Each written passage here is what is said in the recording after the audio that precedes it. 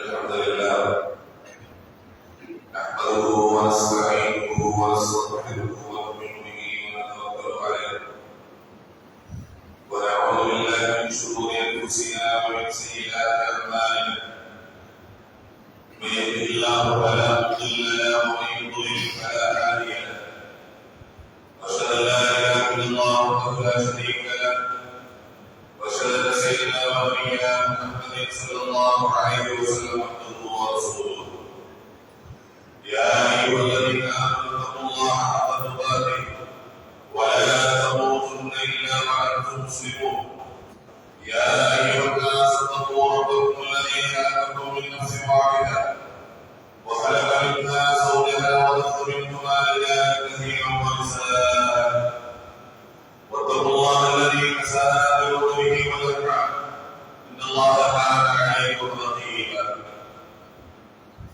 يا ايها الذين امنوا اتقوا الله وقولوا قولا سديدا يصلح لكم اعمالكم ويغفر لكم ذنوبكم ومن يطع الله ورسوله فقد فاز فوزا عظيما اما بعد فان احسن الحديث كتاب الله وخير الهدي هدي محمد صلى الله عليه وسلم وشر الامور محدثاتها وكل محدثه بدعه وكل بدعه ضلاله وكل ضلاله في النار. وقد قال الله تعالى في كلامه الكريم اعوذ بالله من الشيطان الرجيم وسيجنبها الاتقى الذي يؤتي ماله يتزكى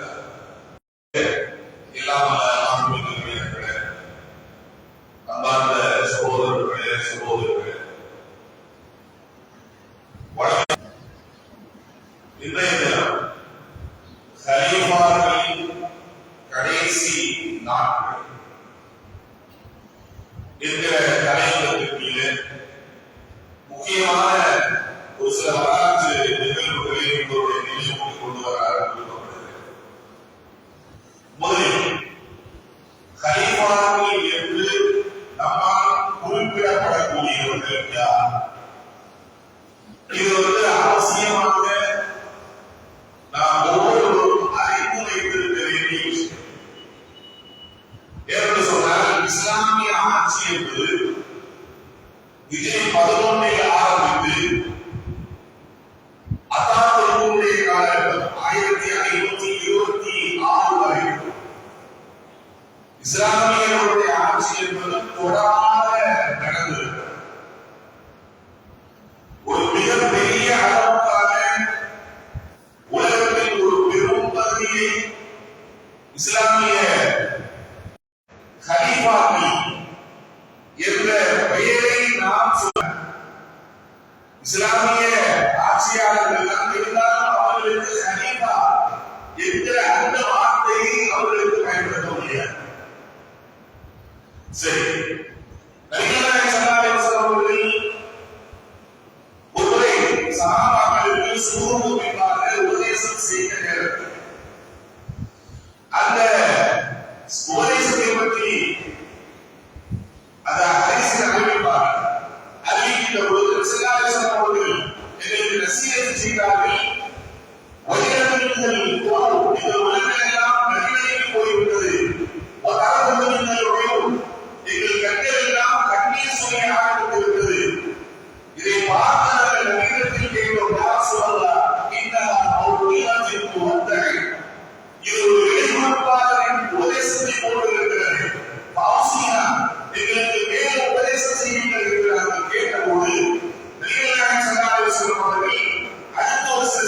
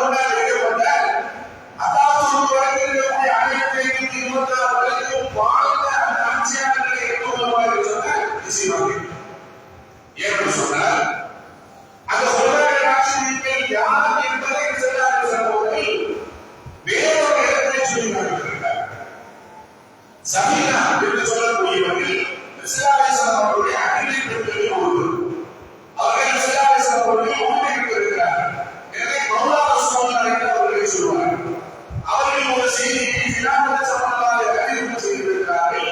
அது ஜாமிஉல் தபரியிலே இடம்பெற்றிருக்கிறது. இமாம் அல்பானி ரஹ்மத்துல்லாஹி அவர்கள் அதை சரித்திருக்கிறார்கள்.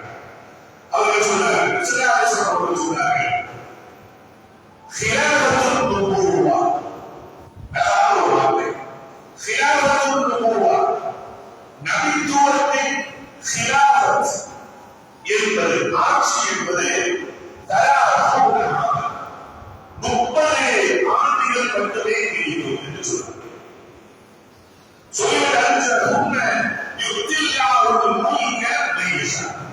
அதுக்கு பின்னாடி ஆட்சி அதிகாரத்தை தான் விரும்பக்கூடியவர்களுக்கு கொடுப்பார் என்று சொல்லிவிட்டார்.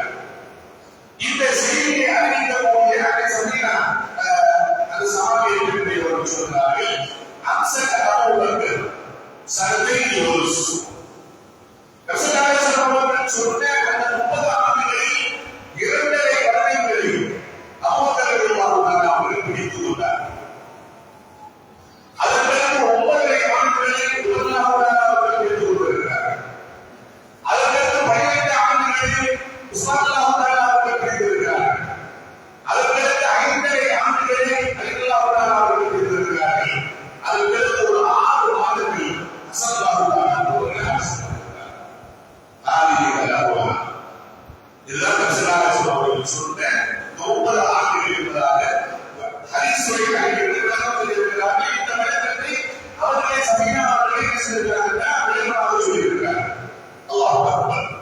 அப்ப சுலைமான் ராஷிதி என்று மார்க்க அறிஞர்களால் நிறுத்தப்படக்கூடியவர்கள் இந்த 4 கலிஃபாக்கள். யாரு? அபூபக்கர் சித்திக் அவர்கள், உமர் அவர்கள், உஸ்மான் அவர்கள், அலி அவர்கள். இந்த 4 பேர்களை தான் ஹுலஃபாய் என்று சொல்வார்கள். இது நம்முடைய அஹ்ல சுன்னah வல் ஜமாஅவுடைய அகீதாவில் கண்டுபட்ட விஷயம்.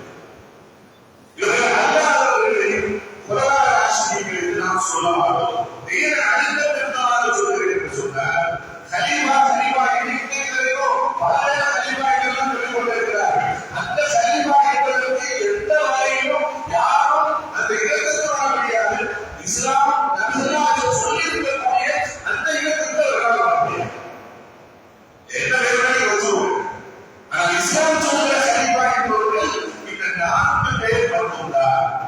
இது அரசுடைய கொள்கை அடிப்படை என்று சொன்னால் அதற்கு சியாக்கள் நிறைய எடுத்து போறாங்க. நான் அதையெல்லாம் பற்றி இங்கே பேச வரவில்லை. நம்முடைய நம்பிக்கை சுன்னாவுடைய அடிப்படையில் கலீஃபாக்கள் என்று சொல்லப்படக்கூடியவர்கள் அபூபக்கர் சித்திக் மட்டும்தான் என்பதை நாம் ஆழமாக புரிந்து கொள்ள வேண்டும். இவர்களது வாழ்க்கை முழுவதுமே இந்த சமூகத்திற்கு மிகப்பெரிய அளவில் பலனளிக்கக்கூடிய படிப்பினை நிறைந்த வாழ்க்கையாக இருக்கிறது.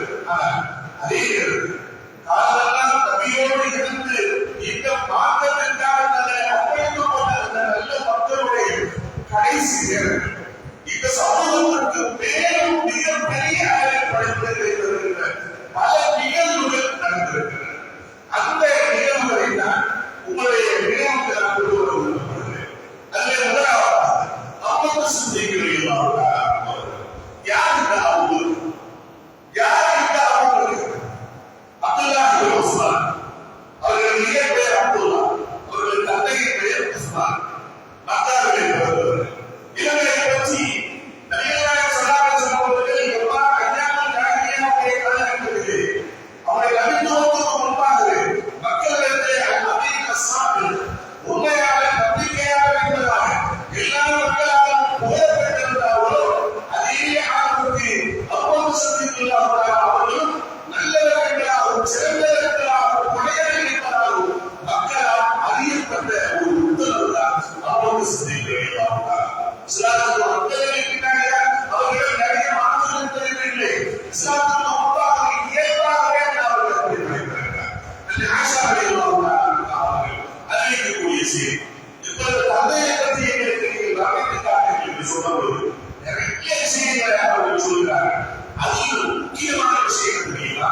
லம் இன்ன அபி, நிச்சயமாக எனது தந்தை லம் யஸ்லம் يعبد الأصنام فقط لم يسجد الأصنام فقط ஒருவரும் எந்த சிலைக்கும் அவர்கள் சரிதா செய்ததாக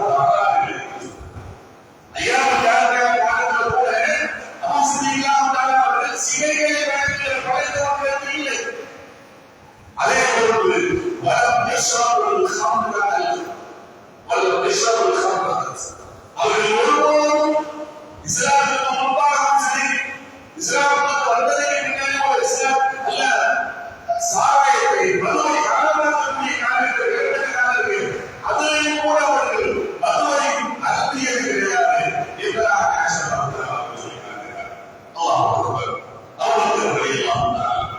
அவர்களை பற்றி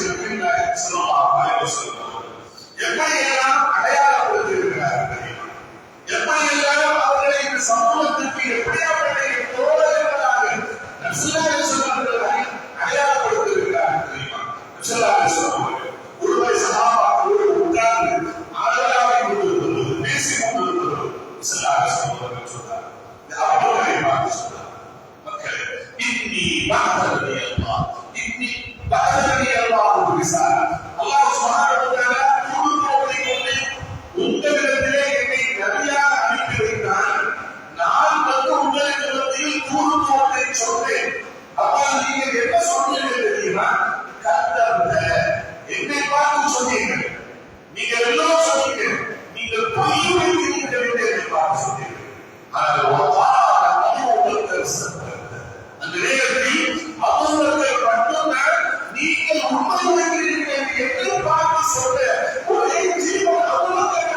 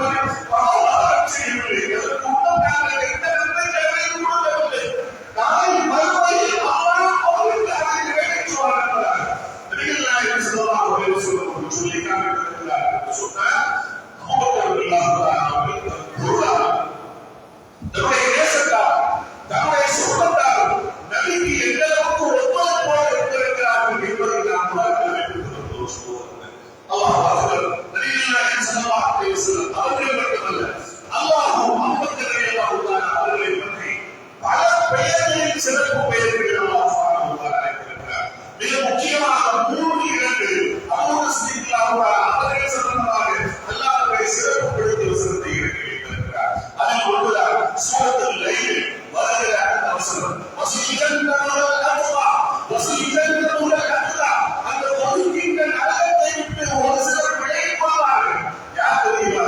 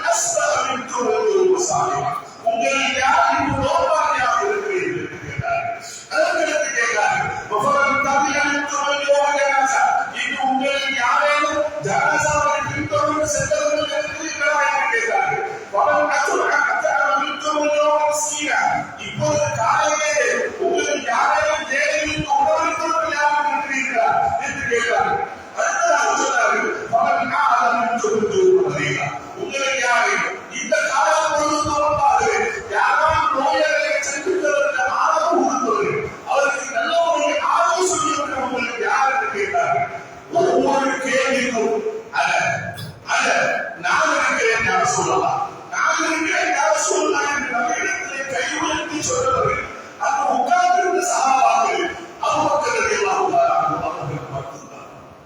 அவர்கள் மட்டும்தான் ரசூலுல்லாஹி ஸல்லல்லாஹு அலைஹி வஸல்லம் கேட்டு சொன்னார்கள்.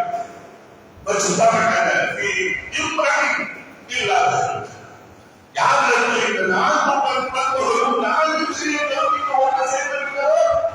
அவர் சொர்க்கத்தில் நுழையாமல் இருக்க மாட்டார். நபியுடைய நாவிகளால் சொர்க்கவாசி என்பதாக நபிகளால் ஓதிக்கொண்டிருக்கிறார். எப்பொழுது மார்க்கத்தில் ஈடுபட்டு விட்டார், பொது சேவைகளில் ஈடுபட்டு விட்டார், விவாதத்தில் பரவாயில்லை பார்த்துக் கொள்ளலாம் என்று விட்டு செல்லக்கூடிய வழக்கத்துவம் அவர்களுக்கு ஒரு போர் இருந்தது. எவ்வளவு நேசரை உள்ளத்தில் ஒரு பழக்கத்தோடு பயத்தோடு இருந்திருக்கிறார்கள். ஒருவரை நபிகளால் செல்லாமல் சொல்லுவார்கள். நபிகளால் செல்லாமல் சொல்லுவார்கள் பெருமை அளிக்கக்கூடியவர்களை அல்லாஹ்வை பார்க்கவும் மாட்டான், பேசவும் மாட்டான் என்று சொன்ன அந்த நேரத்தில் அந்த ஹுரைராக்கள் யாருக்கு கேட்டபோது யாருடைய கீழாறு அவர்கள் கடலுக்கு இழுத்து செல்கிறார்களோ அவர்கள் தான் ஹுரைராக்கள் நிர்ணயார்கள் என்று சொன்ன அந்த நேரத்தில் பதட்டத்தோடு முதலில் இருந்தவர்கள் யார் தெரியுமா? பதட்டத்தோடு முதலில் இருந்திருப்பவர்கள் யார் தெரியுமா? அவருக்கு சித்திக்கிறேன் நபியே இந்திய ரஜுலும் நஹீரும் இப்படித்தான் வேட்டியை பிடித்துக் கொண்டு எழுந்திருந்தார். யார் சொல்லலாம், நான் மிக ஒழுங்கான மனிதனாக இருக்கு, என்னிடத்தில் என் இடத்தில் என் கையில் நிற்காமல் இருக்கிறது, கீழே கொண்டு விடுகிறது. நீங்கள் சொல்லுகிற அந்த ஹுரைராவில் நான் இருப்பேன், அல்லாஹ் என்னை நரகத்தில் போட்டு விடுவான் என்று பயந்தவர்களாக நபியிடத்தில் கேட்கிறார்கள். அந்த நேரத்தில் நபி ஸல்லல்லாஹு அலைஹி வஸல்லம் அவர்களே, நீங்கள் அந்த கூட்டத்தை சார்ந்தவர்கள் இல்லை, கவலைப்படாதீர்கள், அவர்கள் என்பதாக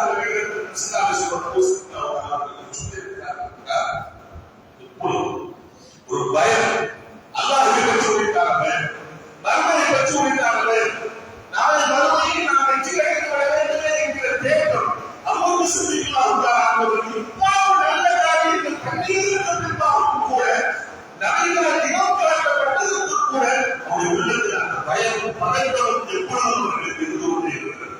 இதோடு மட்டுமல்ல, அவர்கள் சிந்திக்கிறார்கள் ஒரு நல்ல மனிதராக மட்டும் இல்ல, நபியினுடைய நிழலாகவே எப்பொழுது வாழ்ந்திருக்கிறார். நபியினுடைய நிழலால் எந்த போனாலும் நபி, எந்த சென்றாலும் நபியோ. இதை பற்றி அறிவாக அவர்கள் சொல்லக்கூடிய செய்தி புகாரில் இடம்பெற்றிருக்கிறது. அக்தரமா அஸ்மாவுக்கு இந்த ரசூலுல்லாஹி ஸல்லல்லாஹு நபிகளார் ஸல்லல்லாஹு அலைஹி வஸல்லம் அவர்களிடத்திலே நாம் அதிகமாக கேட்ட வார்த்தை எது தெரியுமா? ஜித்து வஅன வஅபூ பக்கர் வஉமர் ودخلنا على وأبو بكر وعمر وخرجنا على وأبو بكر وعمر. எப்பொழுதும் ஸல்லல்லாஹு அலைஹி வஸல்லம் இப்படியே சொல்லிக் கொண்டிருப்பார்கள். நானும் அபூபக்கர் உமரும் அங்கே சென்றோம், நானும் அபூபக்கர் உமரும் அங்கே போய் பார்த்தோம், இங்கே வந்தோம். இந்த வார்த்தை நபியிடத்தில் எப்பொழுது காரணம் இருந்தால் நபியோடு நிழலாக அபூபக்கர் சித்திக்கிறார். அவர்கள் வாழ்க்கை முழுவதையும் அல்லாஹ்வுக்காக ரசூலுக்காக தங்களை முழுமையாக அர்ப்பணித்த ஒரு உயர்ந்த ஒரு மனிதர் தான் அபூபக்கர் சித்திக். அதோடு ஸல்லல்லாஹு அலைஹி வஸல்லம் அவர்களுடைய கடைசி காலம் இந்த சமூகம் ஸல்லல்லாஹு அலைஹி வஸல்லம் அவருடைய 23 ஆண்டு காலத்தில் தியாகத்தின் விளைவாக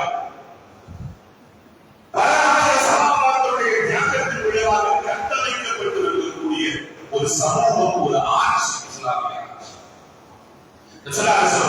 மரண காலத்தில் அந்த மரண நேரத்தில் தனக்கு பின்னால் யார் இந்த சமூகத்தை வழிநடத்த வேண்டும் என்பதை சொல்லி காட்டும் விதமாக சூசகமாக பல நேரங்களில் அந்த தகுதி அவர்களுக்கு மட்டும்தான் இருக்கிறது என்பதை பல நேரத்தில் சூசகமாக சொன்னார். ஒரு பெண்மணி வருகிறார், வந்து நபியிடத்திலே உதவி வருகிறார். இன்னைக்கு இவ்வளவுதான், நீங்க போங்க, போய் பின்னாடி வாங்க, வந்து நீங்க இடத்தில் பெற்றுக் கொள்ளலாம் என்று சொன்ன நேரத்தில் அந்த பெண்மணி கேட்டார்கள், நான் திரும்பி வரும்போது நீங்கள் இல்லாவிட்டால் நான் என்ன செய்வேன் என்பதாக அந்த பெண்மணி கேட்டபோது பக்கத்திலே அவ்வளவு சிந்திக்கலாம் அவர்கள்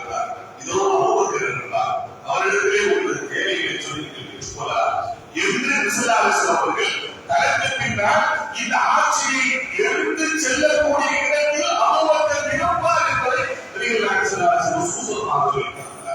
அதே போல அவர்கள் நாம் கண்டிப்பதற்கு 2 நாட்களுக்கு முன்பாக தன்னால் எழுந்து சென்று மக்களுக்கு தொட வைக்க முடியாது என்ற அன்பை உணர்ந்த அவர்கள் மக்கள் தொழுவிட்டார்களா மக்கள் எல்லாம் தொழுவிட்டார்களா என்று கேட்டு மயங்கி விழுந்த அவர்கள் இதற்கு மேல் தன்னால் தொழுகைக்கு செல்ல முடியாது என்பதை உணர்ந்த அவர்கள் அந்த தொழுகைக்கும் முழுமையான ஒப்படைத்தார் தெரியுமா? முழு அபூபக்கரை மக்களுக்கு தொழுகைக்கு ஏறுங்கள் என்பதாக சொல்கிறார்கள். தந்தை நீங்க நிற்கிற இடத்தில் இருந்தால் உழைத்து அழுகுவார். அவரை வேற ஆளை சொல்லுகிறார்கள். மீண்டும் மீண்டும் மீண்டும் சொல்வது மக்களுக்கு தொட வைக்கும் பொறுப்பை அபூபக்கரை கொடுக்க என்றார்கள். அவர்கள் தொழுகையின் மூலம் அவரது கைக்கு செல்ல வேண்டும் என்று அவர்கள் உணர்த்தி காட்டுகிறார்கள். அல்லாஹ் அக்பர். உண்மையிலே இந்த நாமெல்லாம் இஸ்லாமியர்கள் ஒரு மிகப்பெரிய அளவுக்கு இஸ்லாம் இந்த பயங்கரிக்கக்கூடிய அளவை நீங்கள் கருத்துள்ள பார்க்கணும்னா மரணத்துக்கு பின்னாடி அதற்கு ஒரு முக்கியமான ஒரு காரணமாக அவர்கள் இருந்தார்கள் என்று சொன்னார்.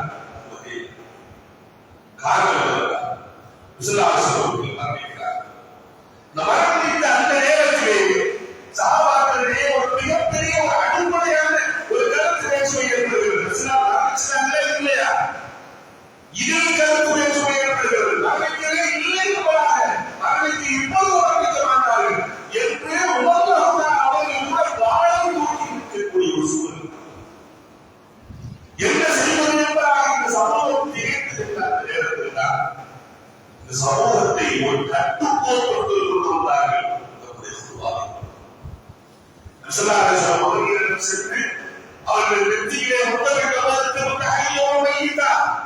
சப்தமிட்டு சொல்லிவிட்டு முத்தமிட்டார்கள். நபியே நீங்கள் உயிரோடு இருந்தபோது மரணித்தீர்கள், மனக்கவர்ந்தீர்கள், இப்பொழுது மரணித்ததற்கு பின்பாகவும் நீங்கள் மனம் கவர்ந்து கொண்டிருக்கிறீர்கள் என்கிற வார்த்தையை சொல்லி உண்டாகிவிட்டார்கள் என்பதை சொன்னார்கள். அதோடு மட்டுமல்ல, வெளியில் என்ன செய்வது என்று திகைத்து நிற்கக்கூடிய அந்த சமூகத்துக்கு மத்தியில் ஒரு அற்புதமான உருவாக்குகிறார்கள். அதில் அவர்கள் சொன்ன வார்த்தை தெரியுமா? யார் உங்களில் அல்லாஹ்வை வணங்கக்கூடியவராக இருக்கிறாரோ அல்லாஹ் ஒருபோதும் கற்பிக்க வேண்டாம். அவருக்கு மரணம் வராது. ஆனால் யார் இந்த முகமது இதுவரைக்கும் வழங்க வந்தாலும் நீங்கள் யாரை கடவுள் நினைக்கிறீர்களோ அந்த முகமது அமைத்து விட்டார் என்று சொல்லிவிட்டு நபிகள் ஸல்லல்லாஹு அலைஹி வஸல்லம் அவர்கள் மரணத்தை விடுவார்கள் என்பதாக அல்லாஹ் இறக்கிய வசனத்தில் மொழி காண்கிறார்கள். முகமது ஸல்லல்லாஹு அலைஹி வஸல்லம் அவர்கள் அல்லாஹ்வுடைய தூதர்கள். இதற்கு முன்னர் எத்தனையோ நபிமார்கள் வந்து போயிருக்கிறார்கள். அவர்களின் மாதா அவர் கூட்டில அவர் கொல்லப்பட்டு விட்டார், அல்லது மரணித்து விட்டார். உங்களது முதிர்காலையில் திரும்பி இந்த மார்க்கத்தை விட்டு நீங்கள் புறமதற்கு ஓடிவிடுவீர்களா என அல்லாஹ் இறக்கிய வசனத்தை ஓடினார்கள். நபி ஸல்லல்லாஹு அலைஹி வஸல்லம் மரணித்து விட்டார்கள் என்ற அந்த செய்தியை சஹாபாக்களுக்கு எடுத்து சொல்லி சஹாபாக்களை ஒரு கருத்துக்குள் கொண்டு வருகிறார்கள். உமர் ரலியல்லாஹு அவர்கள் அதுவரைக்கும் வாளை தூக்கி இருந்த உமர் ரலியல்லாஹு அவர்கள் தான் செய்த தவறை உணர்ந்து சொன்னார்கள். அவர்கள் ஓடிய உடனே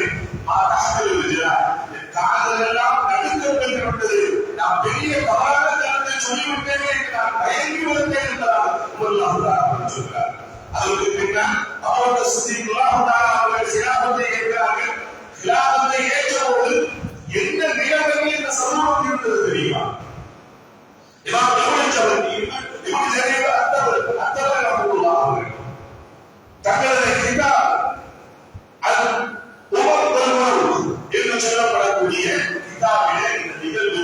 செய்கிறார். அவர்கள் உதவி செய்கிறார். அவர்கள் மரணித்தபோது தூர இடங்களில் யாரெல்லாம் இஸ்லாமுக்குள் வந்து இன்னும் நிறைய சந்திக்காமல் இருந்தாரோ அவர்களில் பல அரபு குழுவினர்கள் இருந்தார்கள்.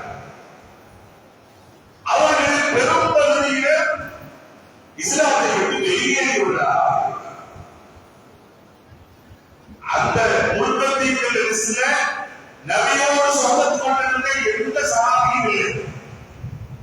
எல்லாம் வெளியில் இருக்கக்கூடியவர்கள் தான். அவர்களை 3 வகையாக முற்பத்திகளாக இருந்தார்.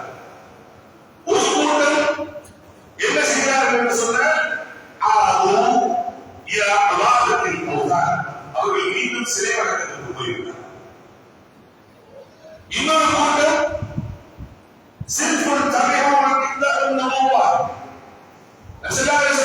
இருக்கின்ற போதே யமாமாவை இருந்து கொண்டு தன்னை நபி என்பதாக பிரதமப்படுத்திக் கொண்டிருந்த யமாமாவில் இருந்த அஸ்வத் அனசி இதோடு மட்டுமல்ல தலிஹத்துல் அஸ்தி சுமைரா என்று சொல்லக்கூடிய பகுதியில் தலிஹத்துல் அஸ்தி என்று சொல்லக்கூடியவர் தன்னை நபி என்று சொல்லிக் கொண்டிருந்தார். அதே போல மருத்துவத்தை ரோமான் இன்னைக்கு ஓவர் என்று நாம் சொல்கிறோமே அந்த இடத்துல என்று சொல்லக்கூடியவர் நபி என்று சொல்லிக் கொண்டிருந்தார். இதுக்கெல்லாம் இடையில ஒரு கிறிஸ்தவ பெண்மணி சஜாஹா என்று சொல்வார்கள். அவர்களெல்லாம் ஆண்களுக்கு நபி நாம் பெண்களுக்கு நபி என்பதாக தன்னை நபி என்று வழங்கப்படுத்திக் கொண்டிருந்தார். அப்ப யாரெல்லாம் நபி என்று சொல்லிக் கொண்டிருந்தார்களோ அவர்கள் மற்றமாக ஒரு கூட்டத்தை கொண்டிருக்கிறது. இன்னொரு கூட்டம் நாங்கள் இஸ்லாத்தில் இருப்போம், தொழுவோம், அந்த கடமைகளை செய்வோம், சமாளத்தை கொடுக்கிறோம் என்று இவ்வாறு 3 கூட்டங்களாக பிரிந்து ஒரு மிகப்பெரிய ஒரு குழப்பத்தில் இஸ்லாமிய சமூகம் புயப்பட்டு போய் இருக்கக்கூடிய காலம். உண்மையிலேயே மிக என்ன சொல்வது என்று சொன்னால் மிக முக்கியமான அந்த காலகட்டத்தில் எந்த நடவடிக்கை அவசியமில்லாத எந்த நடவடிக்கை தோன்று எடுக்காவிட்டால் இந்த சமூகம் நபி இறந்த அடுத்த வாரத்திலே சிக்குண்டு சிதறண்டு போயிருக்கும். அந்த அவசியமில்லாத என்ன செய்கிறார்கள் தெரியுமா? மலையாளில் உள்ள அத்துணை ஆண்களை கூப்பிட்டு அவர்கள் 11 படைகளாக அவர்கள் இருக்கிறார். ஒரு அமைவர் குறிப்பிட்ட ஆண்கள் ஒரு முக்கியமான ஆலோசனைக்குள்ள இந்த ஆண்களை எல்லா சகாபாக்களையும் அழைத்து வந்து 11 படைகளாக பிரிக்கிறார்கள். அது சாமத்தோழி ஒரு பெரும்பதை எதிர்ப்பதில் அறிஞரி ஒரு பெரும்பது தலைகளை தலைவர்களாக ஆக்கி நீங்கள் இங்கே செல்லுங்கள், இங்கே செல்லுங்கள், இங்கே செல்லுங்கள், அதை முடித்து விட்டால் இந்த நாட்டுக்கு செல்லுங்கள் என்ற அத்தனை ஆண்களையும் தியாகத்தில் போகிறார்கள். கண்டிப்பாக வெளியேறி ஆக வேண்டும். இந்த குழப்பத்தை கட்டுப்போட்டு கொண்டு வந்தார்கள். அவர்கள் விட்டு சென்ற தீனை பாதுகாக்க முடியும் என்பதை உலக அவசியம் அவர்கள் மனிதர்கள் எந்த ஆண்கள் இருக்கிறாரோ அத்தனை நிறைவேறியார்கள். கடைசியாக என்ன தெரியுமா? முசாபத்துகள் செய்யலாம். அவர்களே மரணிக்கிறதுக்கு முன்னாடி ஒரு இடத்திற்கு அவர்கள் 700 பேர் கொண்ட படையை அனுப்பியிருந்தார்கள். அவர்கள் போய் சேர்வதற்கு முன்பாக சிலாசன் மரணித்து விட்டார்கள் என்ற செய்தி கேட்டவுடன் அந்த படை திரும்பி வந்துவிட்டது. அந்த படம் மட்டும்தான் இருக்குது. அவசியம் இல்லாத சொன்னாங்க, நீங்க எதுக்கு கேட்கிறீங்க? உங்களுக்கு என்ன நன்மைகளை கொடுத்தார்கள் அதை செய்வதற்கு வெளியே செல்லுங்கள். நான் ஒரு அனுபவம் நிறைவேற்றப்படும் உங்களுக்கு என்ன கொடுத்தார்களோ அந்த கடமையை செய்வதற்கு நல்லாயிருக்கு வெளியேறுங்கள் என்று சொன்னார். உலகம் பதவி வருகிறார்கள். என்ன செய்கிறீர்கள்? இங்க வெறும் பெண்கள் மட்டும்தான் இருக்கிறார்கள். எதிரே சந்தர்ப்பம் பார்த்து கொண்டிருக்கிறார்கள். இங்க இவர்கள் மட்டும்தான்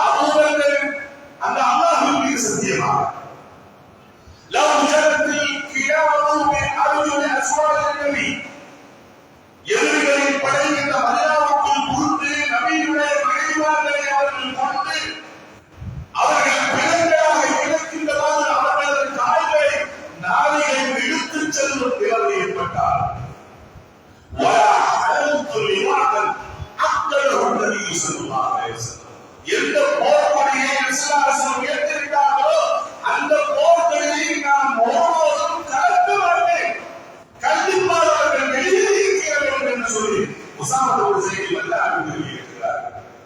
அல்லாஹ் தஆலா சொன்னார்கள், அபூபக்கரிடத்தில் அல்லாஹ் உள்ளத்தை விசாலமாக ஆக்கிவிட்டார் என்பதை நான் உணர்ந்தேன். ரஜுல் நகீம், ஒரு ஒல்லி மனுஷன், மஞ்சள் நிற மனிதன், கட்டிய வேட்டி கூட இடுப்பில் நிற்காத ஒரு மனிதன், எவ்வளவு தைரியமான ஒரு முடிவை எடுத்து நான் ஒற்றை ஆளாக இருந்து இந்த மனிதனை சுற்றி வருகிற தேவை ஏற்பட்டாலும் யாரும் இங்கே இருக்கக்கூடாது, குழப்பங்கள் கட்டுக்கோப்புகள் கொண்டாடப்பட வேண்டும் என்பதாக எடுத்த முடிவு. சகாத்துடைய விஷயத்தில் சரி சகாத்து பின்னால் கற்று வேண்டும், தொழுகை அவர்கள் தொழுகிறார்கள் விட்டு விடுவார்கள் சில நேரத்தில் நபியுடைய காலகட்டத்தில் ஒரு பெரும் கையை சகாத்தாக கொடுத்து கொண்டிருந்தவர்கள் அதை காப்பாற்ற என்று சொன்னாலும் கூட அவர்களின் மீதும் நான் போர்வதற்கு கேட்கிறேன் என்று வீரமாக உழைக்கிறது. அவர்கள் எடுத்த முடிவின் விளைவு வெறும் 3 மாதங்களில் அவர்கள் இந்த சமூகத்தை எப்படி விட்டு சென்றார்களோ அப்படி மீட்டு கொண்டிருந்தார்கள். அவர்களது வாழ்க்கையில் செய்த மிகப்பெரிய ஒரு உறுதிமிக்க செயல் என்று சொன்னார். இந்த நிகழ்வை சொல்லிட்டாரா இவ்வளவு ஆழமான அழுத்தமான உறுதியான அல்லாஹ் மீது நம்பிக்கை கொண்டிருக்கிற நபியின் சொன்னால் பின்பற்றுகிற ஒரு உத்தம மனிதர் தான் அவரோடு தன் வாழ்நாள் முழுவதும் தன் வாழ்க்கை முழுவதும் மார்க்கத்திற்காக அர்ப்பணித்து இந்த மார்க்கத்திற்காக ஆயிரக்கணக்கான அர்ப்பணிப்புகளை செய்த அவரோடு அவர்களுடைய கடைசி காலத்தில் நிறைய நிகழ்வுகள் இருக்கிறது. இடையிலே பாரசீகம் அவர்களுக்கு காலகட்டத்தில் தான் இஸ்லாமிய ஆட்சி கொள்வது சிரியாவுடைய ஒரு மிக பெரும் பகுதி அவர்களின் முயற்சி அவர்களது காலகட்டத்தில் தான் இஸ்லாமிய ஆட்சி கொள்வது 2.5 ஆண்டு காலம் தான்.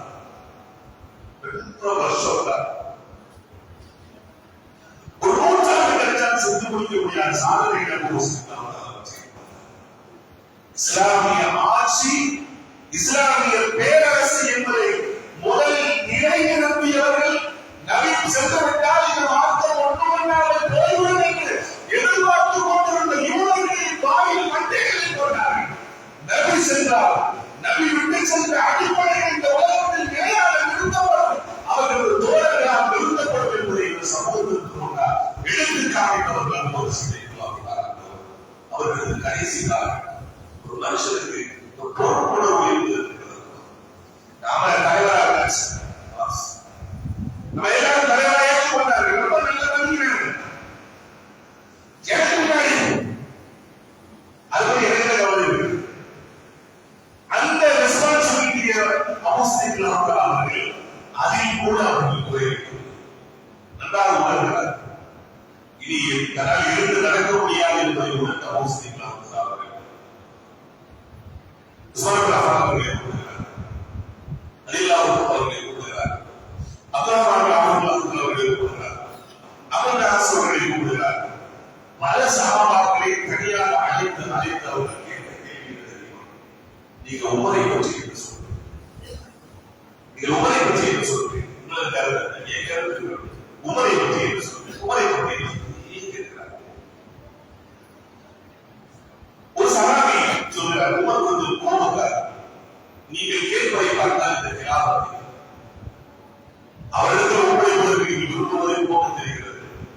கொஞ்சம் யோசித்துக் கொள்ளுங்கள். சொன்ன நேரத்தில் கோபப்படுகிறார். யோசிக்கலாம். உமர் யார் என்று எனக்கு தெரியும். உமர் யார் என்பது எனக்கு தெரியும். உமர் யார் என்பது ரசூலுக்கு தெரியும்.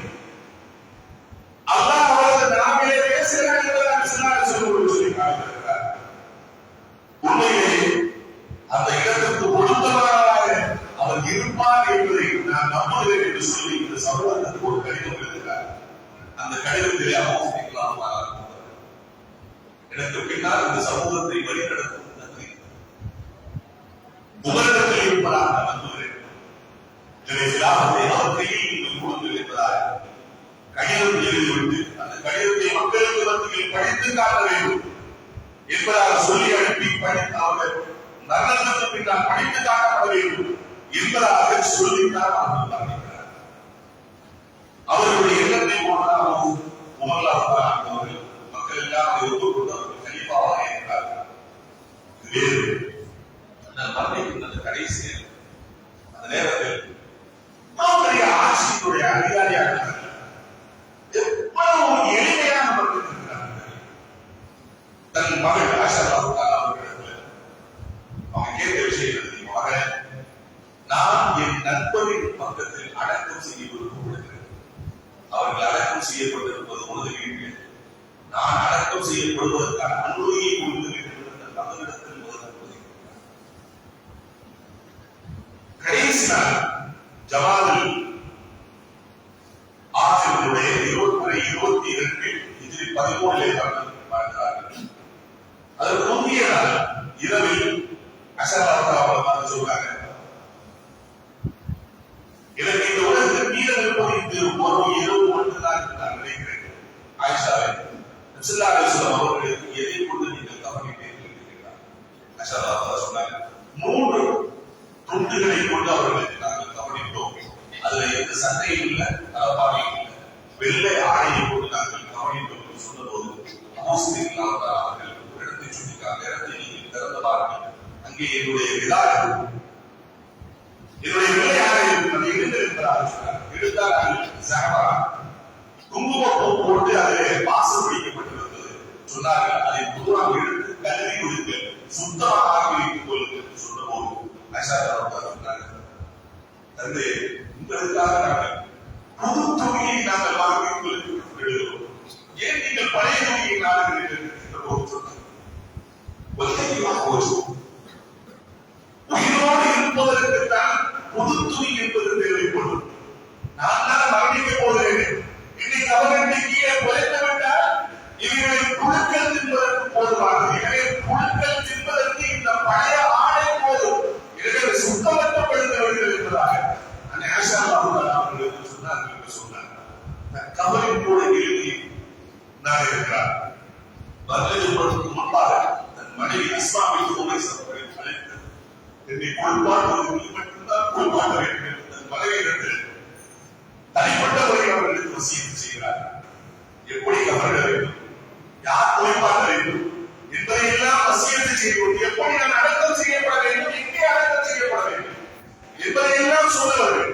தனக்கு கொடுக்கப்பட்ட சிலாபத்துடைய பதவி நடந்த பின்னால் யாருக்கு சேர வேண்டும் என்பதை உறுதி செய்துவிட்டு இதே உலகத்தை தனக்கு எந்த பொறுப்பும் இல்லை, அல்லாஹ் கொடுத்த பொறுப்புகளை உண்மையாக நான் நிறைவு செய்திருக்கிறேன் எந்த சந்தோஷத்தோடு முழு மனம் வருகிறார். அவ்வளவு சந்திக்கலாம் அவர்கள் உலகத்தில் இருந்து வந்திருக்கிறார். அவர்களது உடலை உலகத்தில் ஜனசத்து வருகிறார். அவர்களது உடலை அவர்களுடைய கவருக்கு அருகாமையிலே கத்தையை வைத்தவர்கள் உமர் அவுதார், உஸ்மான் அவுதார் என்பவர்கள் நகரில் வைக்கிறார். அடக்கம் செய்து கொண்டிருக்கப்படுகிறது. அவர்கள் ஒரு செய்தியை சொல்கிறார். மரணத்துக்கு பின்பாக அந்த மரண நாளையில் மதினாவில் ஒரு மிகப்பெரிய ஒரு அமைதி ஒன்று நிலவுகிறதா, அந்த மாதிரி அமைதி நிலவுகிறதை நான் எல்லோருடைய முகத்திலும் கவலை, எல்லோருடைய கண்களிலும் இந்த நிலைமையில் நான் மதினாவை பார்த்தேன். அந்த நிலைமையை பார்த்து என்னால் தாக்கிக் கொள்ள முடியவில்லை. அவருக்கு முன்பாக சென்று அல்லாஹ் சத்தமாக ஒரு விஷயத்தை சொன்னார்கள்.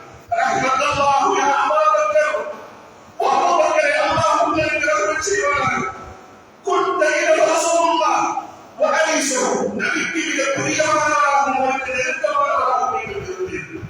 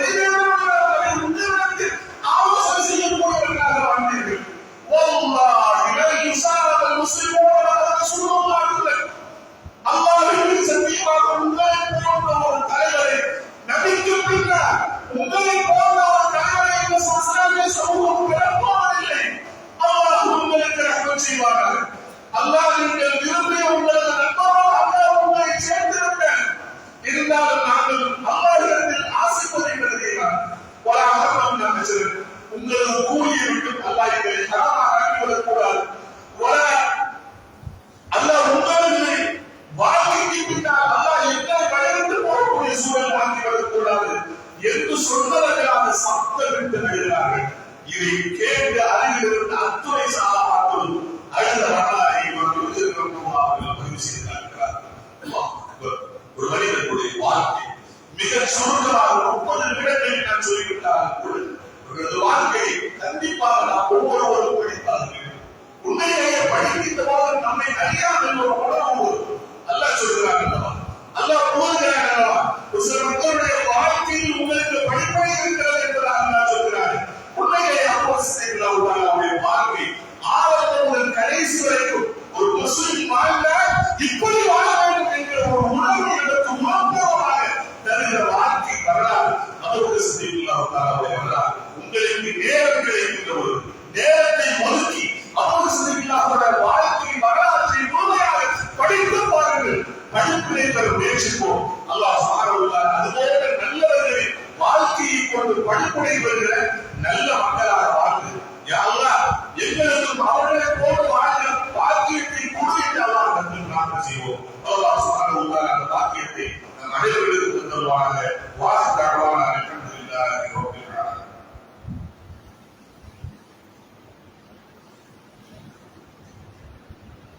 அல்ஹம்துலில்லாஹி ரப்பில் ஆலமீன். والصلاة والسلام على سيد الأنبياء والمرسلين وآله وصحبه ومن تبعهم بإحسان إلى يوم الدين. أما بعد. அல்லாஹ்வுடைய அருள், அல்லாஹ்வுடைய கருணை, அல்லாஹ்வுடைய இரக்கம், அவரது மன்னிப்பும் அளவில்லாமல் பொழியக்கூடிய அல்லாஹ்வுடைய வாரம் முன்னோக்கி இருக்கிறது.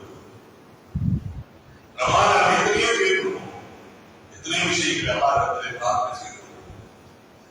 ரமலான் அல்லாஹ்வுக்கு நம்மோடு வைத்தவர்களாக நோன்பு திறக்கக்கூடிய அல்லாஹ்விடத்தில் நாம் பிரார்த்தனை செய்வோம். இறைவா, எங்களுக்கு ஒரு வாய்ப்பு, எங்களுக்கு ஒரு சந்தர்ப்பத்தை அந்த சஹாபாக்கள் எந்த மனநிலையில் ஈமான்ல இஸ்லாத்தை பின்பற்றுகிற விஷயத்தில் அவர்களுக்கு நீ கொடுத்தாயோ அதை போன்ற ஒரு பாக்கியத்தை எங்களுக்கு கொடு என்பதாக ரமலானுக்குள் நுழைவதற்கு முன்பாக ஒரு உறுதியை எடுத்துக் கொண்டு விடுவோம். சொன்னார்கள், யார் ரமலானை அடைந்து அவர்கள் பாவங்கள் மன்னிக்கப்படாமல் ரமலானுக்கு வெளியேறுகிறாரோ அவர் நாசமாக இருக்கும் என்பதாக ஜிப்ரீல் அலைஹிஸ்ஸலாம் அவர்கள் துஆ செய்கிறார்கள். அவர்கள் ஆமீன் என்று சொல்லியிருக்கிறார்கள். யாரெல்லாம் அந்த கூட்டத்தில் எங்களை சேர்த்து விடக்கூடாது. இந்த ரமலானில் அல்லாஹ்விடத்தில் அழுது தொழுது மன்றாடி கண்ணீர் விட்டு என் பாவங்கள் அனைத்தையும் அல்லாஹ்விடத்தில் முறையிட்டு அதற்கான பாவ மன்னிப்பை பெற்றவராக இந்த ரமலானை விட்டு நான் வெளியேறுகிறேன்.